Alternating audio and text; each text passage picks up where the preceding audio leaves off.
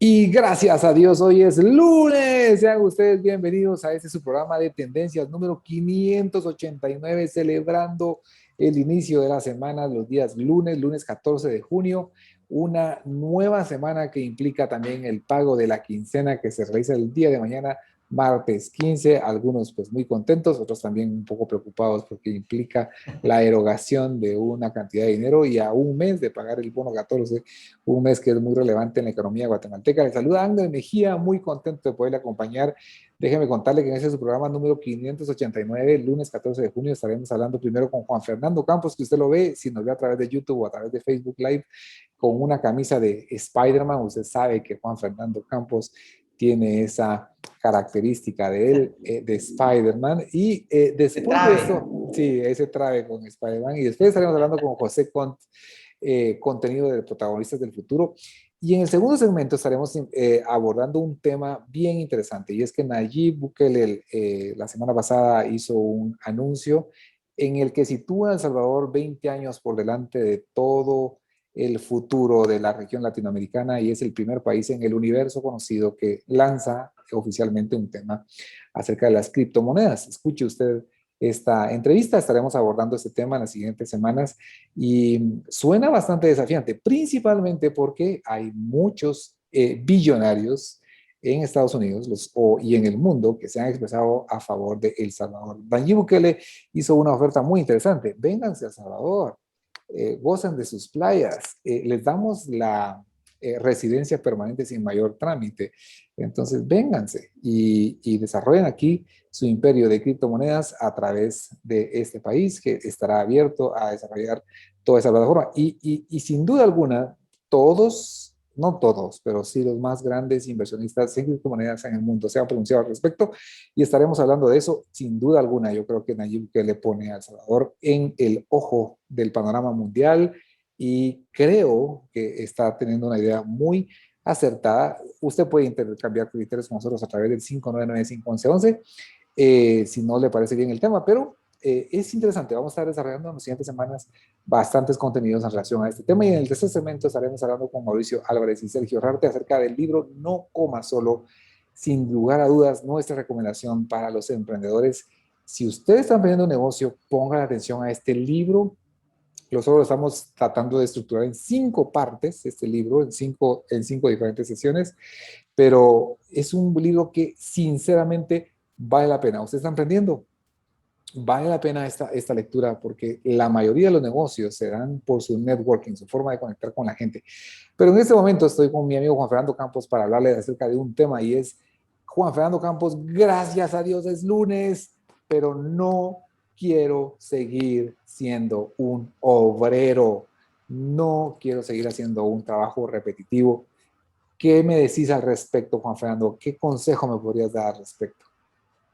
Hola, Agner, ¿cómo estás? Primero pensé que te habías olvidado de mí. Esa Pero, no, introducción fue larga. mira, sí, a la gran dije así como que cuando ya se está terminando el programa, pero no, buenísimo. Mira, yo creo que esto va incluso muy de la mano con lo que acabas de cerrar. Creo que ese libro es de Keith Ferrazzi, si no estoy mal, Así de es. Nunca Coma Solo. Y creo que tiene que ver justamente con una proyección hacia el futuro de una vida distinta a la que estás teniendo hoy. O sea, cuando vos decís que hay un nivel de insatisfacción en tu hoy, es porque estás pretendiendo que tu futuro sea distinto a lo que estás viviendo. Entonces, yo creo que si una persona está diciendo, gracias a Dios es lunes, pero no quiero seguir siendo obrero o no quiero seguir haciendo lo que estoy haciendo hoy en día, sea lo que sea, creo que uno tiene que empezar a tener una visión de transición en donde el paso inicial es el más importante. ¿Y por qué? Porque es el primero que hay que dar. Hay ocasiones en que nosotros empezamos a pensar en el futuro y nos amedrenta saber que hay mucha distancia, que hay un trecho muy largo para alcanzar ese futuro, y entonces eso nos impide dar el primer paso para empezar a avanzar. Yo creo que aquí es donde entran elementos importantes como el prepararse, el capacitarse, el saber que si yo de repente, vuelvo a repetir la expresión que vos decías, no quiero ser un obrero, pero me quiero generalizar más en decir, no quiero hacer lo que estoy haciendo ahorita, ¿verdad? Creo que esta respuesta empieza a tener un avance cuando empezás a tomar esa decisión de, ok, ¿en qué me tengo que preparar? ¿Con quién me tengo que reunir? ¿Qué es lo que tengo que dejar de hacer? ¿Qué hábitos tengo que cambiar? Y ahí es donde creo que la herramienta del cambio se empieza a hacer efectiva en tu vida, ¿verdad? Soy un abanderado de la preparación, de la capacitación, pero creo que también tiene que ser muy intencional en función de lo que querés dejar de hacer. O sea, no quiero ser obrero, ok, pero ¿qué quisiera hacer? ¿Dónde quisiera estar? ¿Qué me gustaría estar haciendo? ¿Verdad? Y ahí es donde el ser honesto con uno mismo, con lo que en tu corazón hay, creo que es muy importante. Y vuelvo a repetir, porque me llama mucho la atención, porque para mí es un librazo ese de Nunca Sí, comas solo, el hecho de reunirse con gente que tal vez te pueda dar claridad o te puede confundir más con las preguntas a vos, pero digamos son preguntas que a veces necesitas formularte para poder avanzar y salir del lugar en donde en este momento no te sentís cómodo. así es. Y entonces no quiero seguir siendo obrero. Y si yo pudiera hacer una pausa y revisar el futuro y decir, Dios mío, ¿dónde me veo en 5 años? ¿Qué puedo estar haciendo en 10 años?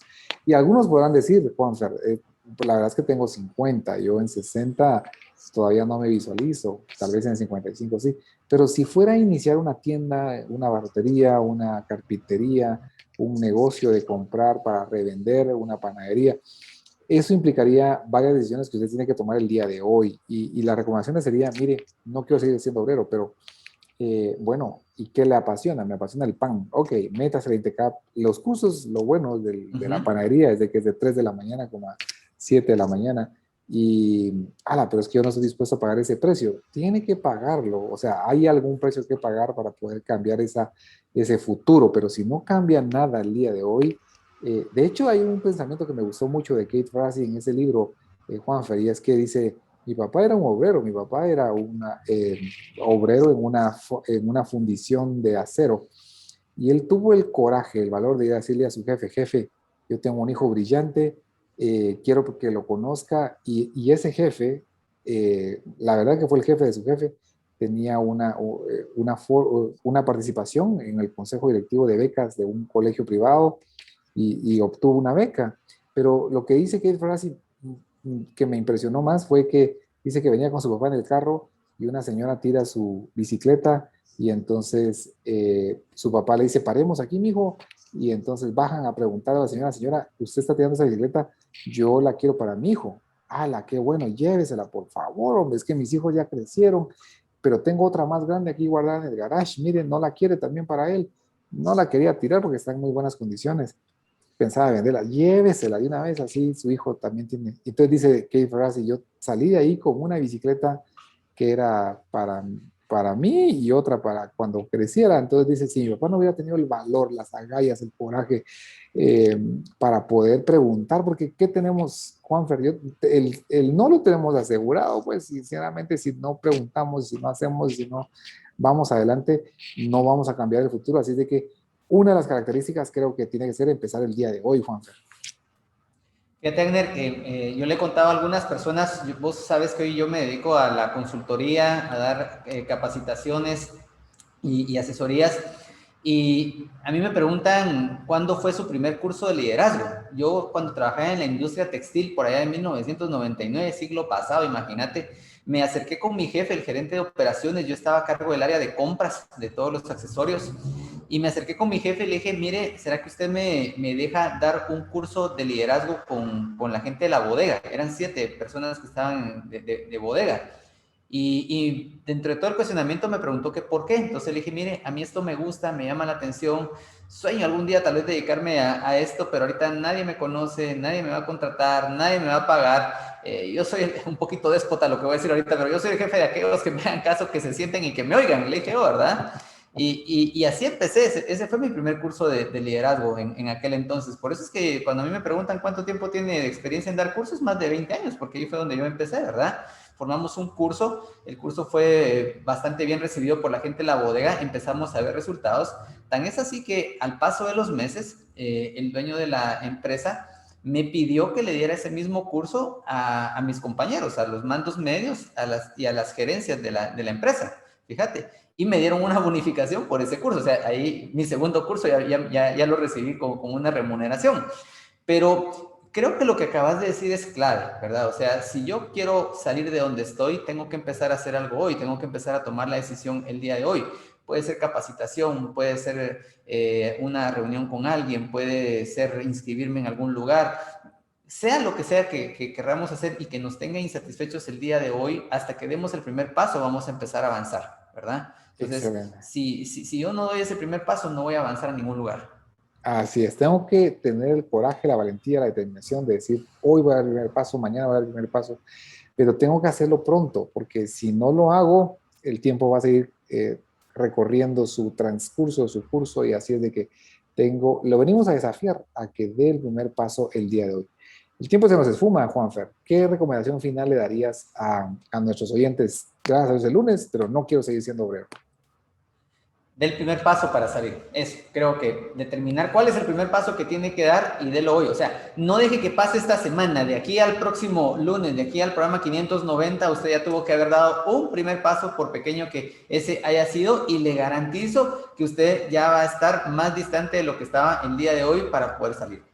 Así es, y con esa actitud en mente iniciamos la semana de pago de quincena, bendecimos esta siguiente quincena del mes de junio que usted está iniciando el día de hoy y declaramos el favor de Dios sobre su vida, dé el primer paso, visualícese en el futuro, todavía hay tiempo, empiece a ahorrar, ese pequeño ahorro le va a servir también como palanca para poder iniciar ese negocio, adquiera nuevos conocimientos, más habilidades, métase a ese curso, métase a ese otro idioma, es importante para su desarrollo personal. Y le damos la bienvenida a este es su programa número 589 de Tendencias. Usted puede participar con nosotros a través de Facebook, a través de YouTube, recuerde, Tendencias TV o Tendencias FM, y también a través de nuestro WhatsApp 599-511. Hemos tenido promociones vigentes de libros acerca de la planificación de mercado, planes de mercadeo. Si quiere participar con nosotros, hágalo a través de la interacción del WhatsApp 599-511. Gracias, Juanfer. Bendecimos la semana de todos nuestros oyentes y dejamos a continuación este contenido de Protagonistas del Futuro.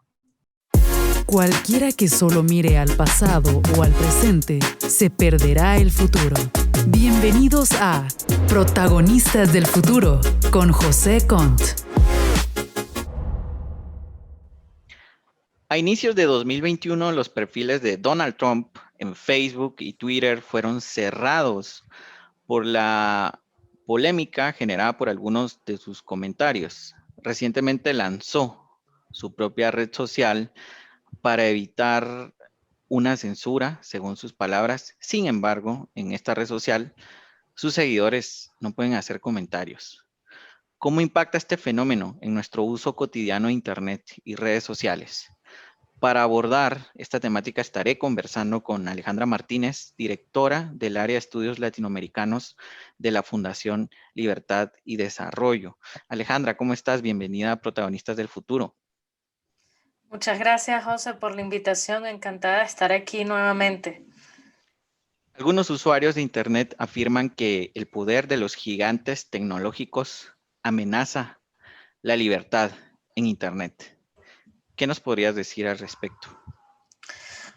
Sí, efectivamente, 2020 pareció ser el año en donde todas estas profecías de que el Big Tech y las grandes corporaciones de Silicon Valley iban finalmente a hacer, digamos, a atacar la libertad de expresión se hicieron realidad, y todo esto se hizo realidad por dos hechos muy puntuales. Número uno, la pandemia del COVID-19.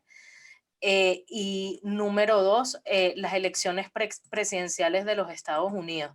Entonces, en ese sentido, vimos en el 2020 una especial proliferación de fake news y de noticias falsas que realmente inundaron las plataformas de Internet y de alguna forma también interfirieron en, en la política de varios países.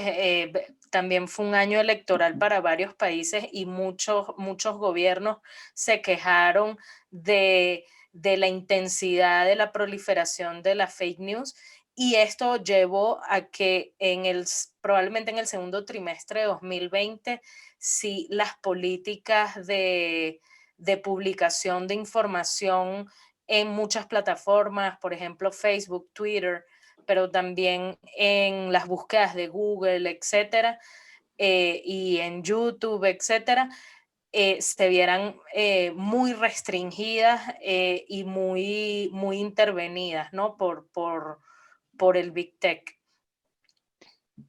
Tenemos que, lo que tú nos comentas, una proliferación de desinformación que ha causado daños en distintos aspectos. Lo vemos, por ejemplo, con el tema del COVID y la vacunación, donde toda la desinformación ha generado un negocio muy rentable para las organizaciones que se dedican a estos propósitos. Y ese, digamos que es el antecedente dentro de este contexto donde se da algo que podríamos hablar, y eso es lo que quisiera tener tu opinión, es, podemos hablar que esto es una censura que viene de redes sociales y lógicamente cualquiera de nosotros podría pensar que es algo correcto, porque si está circulando mucha desinformación, pues, y esa causa daño, se tiene que limitar la circulación de esos contenidos. Sí, digamos, es un problema complejo y tiene muchísimas aristas. Por un lado, se está manipulando la información que llega a ciertos usuarios y eso va a afectar sus decisiones. O sea, ya no estamos hablando de que el algoritmo te manipula para que eso pasa, para que tú escojas cierta opción entre un producto que está a la venta, para que te aparezca en tu feed algún producto que te llame la atención para generar ventas. Digamos, ya pasamos a otra etapa en donde al parecer, digamos, estos algoritmos filtran información de contenido político, etcétera, y ya aquí entramos en un terreno mucho más delicado porque ya no estamos hablando de las preferencias de un consumidor en un mercado de bienes y servicios, si quiere un iPhone o si quiere un Samsung, no. Estamos hablando de procesos delicadísimos electorales, elecciones presidenciales, etcétera. Entonces, frente a esto, estas compañías intervinieron, pero digamos, esto tiene otra arista porque uno de los pilares de los sistemas democráticos occidentales y la aspiración realmente de los países no occidentales es precisamente la libertad de expresión. De hecho, cosas que nosotros, por ejemplo, desde Latinoamérica, admiramos mucho de la sociedad estadounidense y del sistema estadounidense es el tema de su primera enmienda, ¿no? Y cómo ellos protegen el tema de su libertad de expresión. Entonces, tenemos estas dos aristas delicadas porque por un lado, sí hay una proliferación, algunos les llaman infoxicación de noticias falsas, de deepfakes, de contenido basura, etcétera.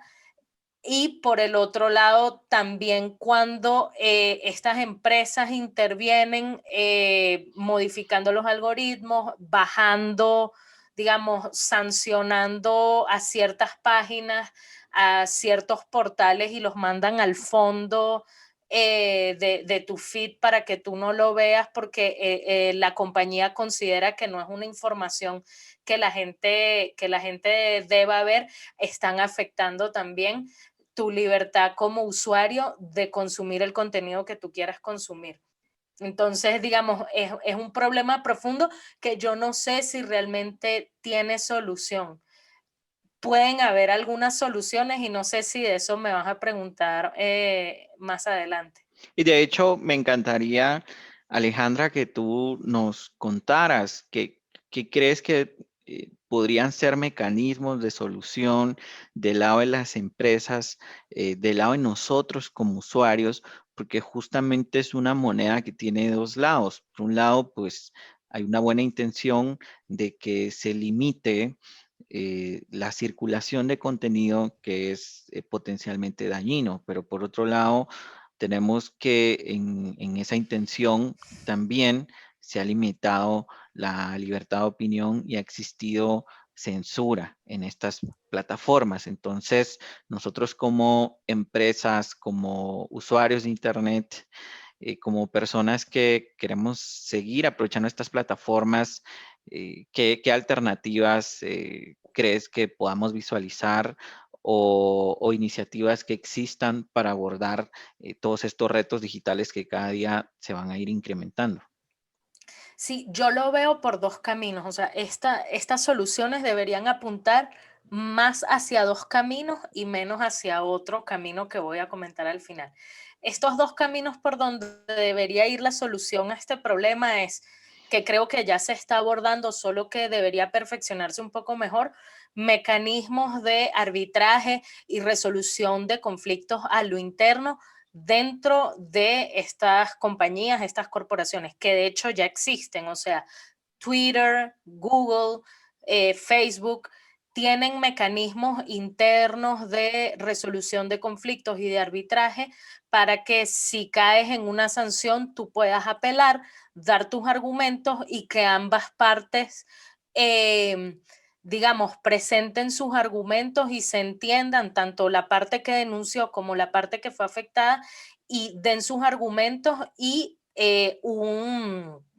digamos, un árbitro imparcial dentro de la compañía resuelva en favor de quien presente mejores argumentos. Entonces, estos mecanismos internos de arbitraje creo que son la solución. Eso de que te suspenden por 48 horas o depende la infracción y uno tenga capacidad de apelar y presentar sus argumentos de por qué no, etcétera, y después uno queda esperando una resolución, me parece el mecanismo adecuado. Sin embargo, yo considero que lo que le faltaría a ese mecanismo es un poco ser más agudo e irse perfeccionando con el tiempo para detectar cuándo son denuncias reales y cuándo son espurias, ¿no?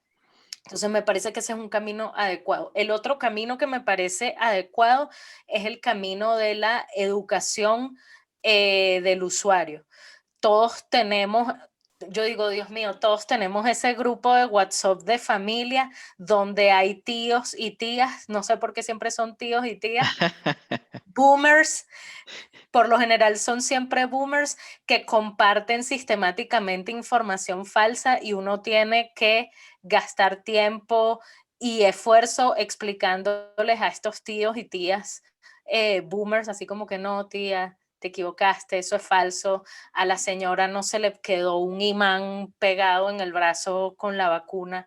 O sea, entonces creo que la otra vertiente importante es educar a los usuarios en aprender a discernir cuáles son las señales de una fake news que te están presentando. Por ejemplo, verificar el portal, si es un portal serio, si es una agencia de noticias conocida, si la información está verificada, cuál es la línea editorial de ese portal, por qué esa persona está diciendo lo que dice, si esa persona realmente existe. Entonces, creo que educando a los usuarios en aprender a discernir qué información es verdadera y qué información es falsa es importantísimo. De hecho, creo que este dato es de 2020, pero probablemente haya variado. En un survey que hicieron en los Estados Unidos, determinaron que el 68% digamos, los usuarios de Internet no saben distinguir entre una noticia falsa y una noticia verdadera. Y eso es en los Estados Unidos. O sea, en estos países probablemente Es sea un mayor poco más, el sea un poco porcentaje. más. Entonces, creo que la educación al usuario para aprender a detectar fake news y aprender a verificar información también es una segunda vertiente importantísima. Y la tercera vertiente, que es por la cual no se debería ir esto, hacia la cual no nos deberíamos dirigir, es que los gobiernos, los estados intervengan en este problema, porque ya hemos visto en los Estados Unidos, también en la Unión Europea, han querido los países o los organismos internacionales legislar sobre esta materia con, digamos, a través de las cortes, a través de procesos judiciales.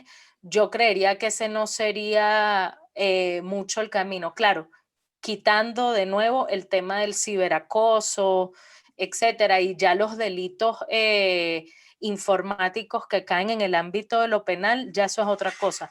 Pero en temas de fake news, información no verificada, etcétera, yo creo que deberíamos no meter a los gobiernos en esa ecuación, porque podría empeorarse la situación mucho más y le estaríamos dando un poder, una herramienta poderosísima a los gobiernos para en un futuro utilizar su poder de coacción para censurar contenidos, para sacar contenido de circulación. Entonces el problema sería incluso mayor que el que tenemos ahorita. El debate por la censura de redes sociales, no tenemos una respuesta definitiva, sin embargo, existen mecanismos que nos pueden ayudar a tomar una hoja de ruta adecuada para este tema que cada día cobra más tracción. Alejandra, fue un placer haberte tenido acá en Protagonistas del Futuro, en Tendencias 98.1 FM. Gracias, José. Gracias a tu audiencia.